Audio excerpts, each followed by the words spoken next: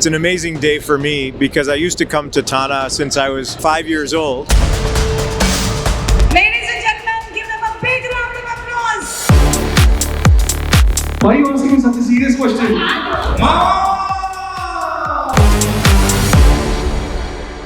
America గడ్డపై తెలుగు సంస్కృతి సుగంధాన్ని వెదజల్లుతూ తెలుగువారి ఆత్మగౌరవానికి దీపస్తంభంలా సంస్కృతి సాంప్రదాయాలకు దిక్సూచిలా నిలిచిన Telugu association of North America TANA 24వ నేషనల్ కాన్ఫరెన్స్ మిన్నంటే సంబరాలతో ఘనంగా జరుగుతోంది.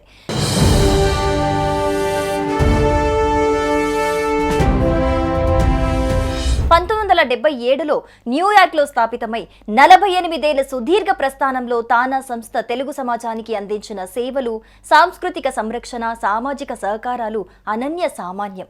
జూలై 3, 4, 5 తేదీల్లో మిషిగన్లోని నోవి సబర్బన్ షో ప్లేస్ ప్రాంగణంలో జరుగుతున్న ఈ మహాసభలు తెలుగు సంస్కృతిని ఆకాశమంత ఎత్తుకు చాటుతూ అమెరికాలోని తెలుగు వారందరికీ గర్వకారణంగా నిలుస్తున్నాయి. సాంస్కృతిక సంరక్షణ, విద్యా సహకారం, సామాజిక సేవ అనే తానా సంస్థ విలువలు ఈ వేడుకల ద్వారా మరింత బలపడుతున్నాయి. విద్యా స్కాలర్షిప్ల నుండి సామాజిక సేవా కార్యక్రమాల వరకు తానా అందించిన సహాయం తెలుగు సమాజాన్ని ఒకతాటిపైకి తెచ్చింది.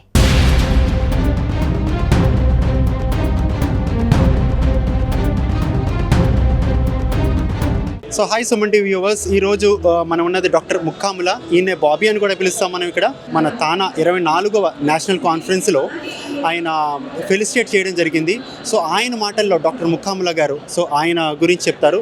So sir, how are you sir? I'm doing well, thank you. So how are you feeling like coming to Tana and getting felicitated? So tell about yourself with our Suman TV viewers. Sure. Well, it's an amazing day for me because I used to come to Tana since I was maybe 5 years old, and so now I'm 54 years old. So almost 50 years later, I'm still coming to Tana. Of course, when I used to come, we used to play with all our friends, and then when I was a teenager, we would try to find girls. And now I came here with my wife at the age of 54, and it's wonderful for this award, but I don't feel worthy of this award because there's an entire generation of Indians, particularly of Telugu origin from Andhra Pradesh, that moved to this country like my parents in 1970, and they're the ones that built the foundation. Many of them are doctors, including my parents. And now all of a sudden, when I'm this generation, I happen to become president of the American Medical Association. It would never have happened if it weren't for the first generation of people that moved here and then built these first 14 steps. And I just happened to build a 15th step, and now everybody sees me and recognizes me, but it's because of them. ఈ వేడుకలు కేవలం సాంస్కృతిక సమ్మేళనం మాత్రమే కాదు, తెలుగు హృదయాలను ఒకటిగా కలిపే ఉత్సవం.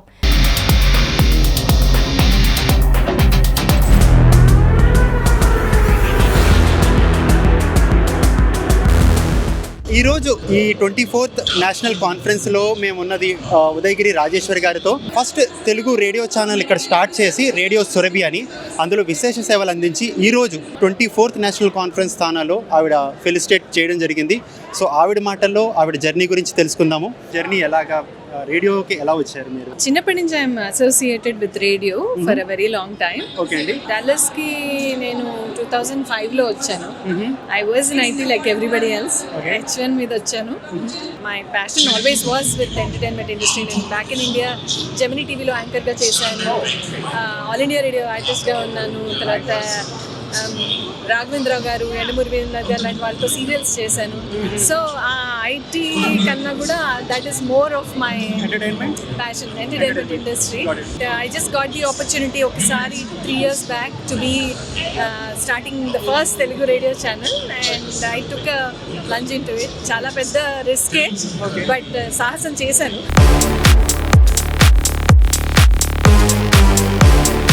సో అమెరికాలో పుట్టిన పిల్లలు తెలుగు నేర్చుకోవాలన్నా, తెలుగు రాయాలన్నా చాలా కష్టం. సో మన ఇండియాలో ఉంటే కనుక తెలుగు అనేది చాలా ఈజీగా ప్రతి స్కూల్లో ఒక సబ్జెక్ట్గా ఉంటుంది.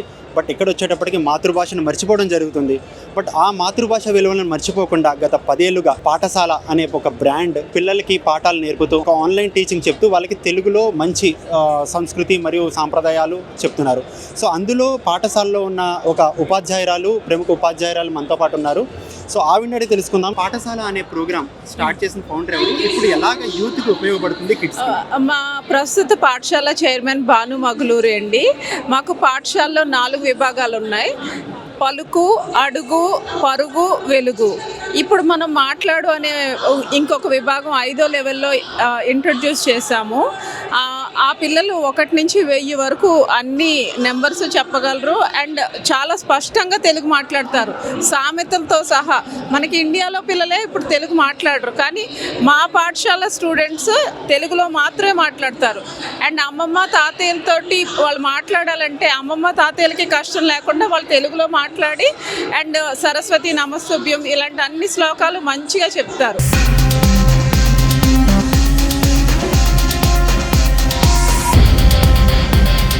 నా పేరు పద్మా కుప్ప. నేను మిషిగన్లో ఫార్మర్ స్టేట్ రిప్రజెంటేటివ్ని. నాతో పాటు ఇక్కడ సెనేటర్ జెరమీ మాస్ అని ఉన్నారు. మెయిన్గా నేను లెజిస్లేచర్లో ఉన్నప్పుడు మన తెలుగు వాళ్ళకి మన ఇండియన్స్కి ఎఫెక్ట్ అయ్యే ఇష్యూస్ గురించి నేను చాలా పోటీ చేశాను. So now I'm going to ask Jeremy some of the things that I care about, that you care about, that I want to know where he stands. Many of us have come on visas, H-1B and our dependents.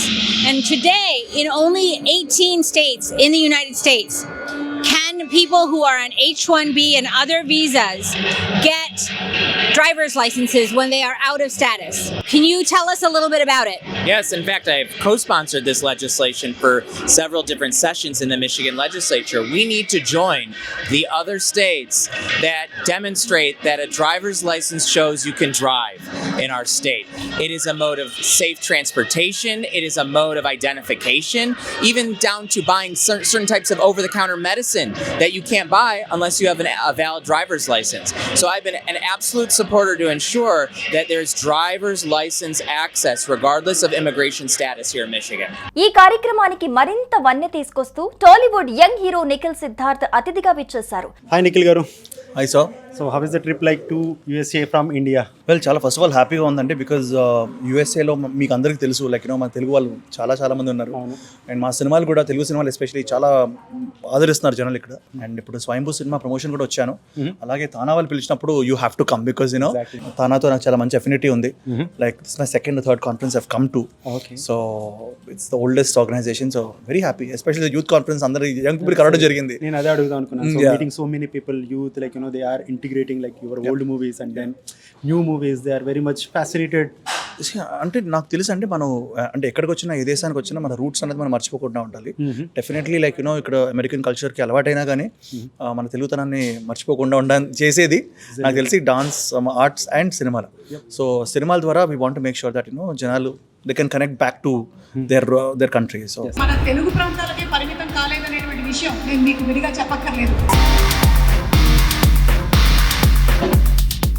Telugu సినీ ప్రపంచంలో తన చమత్కార యాంకరింగ్తో అందరి హృదయాలను గెలుచుకున్న సుమా కనకాల ఈ వేడుకలను తన energy, చలాకీతనంతో పండుగలా మార్చేస్తున్నారు. వీరి రాకతో ఈ మహాసభలు మరింత ఆకర్షణీయంగా, ఉత్సాహభరితంగా జరుగుతున్నాయి. తానా 24వ కాన్ఫరెన్స్ ఇది కేవలం ఒక సమావేశం కాదు. తెలుగు సంస్కృతి, గుండె చప్పుడు, ఆత్మగౌరవం, ఐక్యతకు ప్రతీక.